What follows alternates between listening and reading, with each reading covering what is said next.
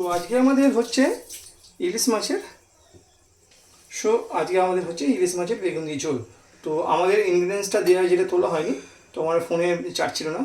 তো এটা বেগুন দেওয়া হয়েছে, টমেটো দেওয়া হয়েছে, হ্যাঁ কালো জিরে ফোড়ন দেওয়া হয়েছে, আর এবার লঙ্কা দেওয়া হচ্ছে, কাঁচা লঙ্কা গোটা গোটা দেওয়া হচ্ছে।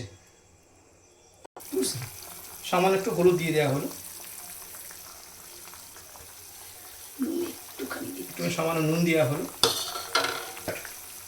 তো একে একে ইলিশ মাছগুলো দিয়ে দেওয়া হচ্ছে।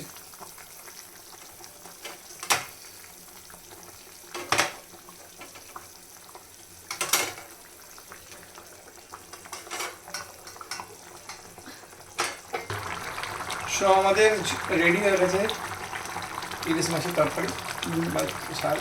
এবার আমাদের একটু ধনেপাতা দিয়ে গার্নিশ করে দিয়ে it's ready to serve. Thank you for watching.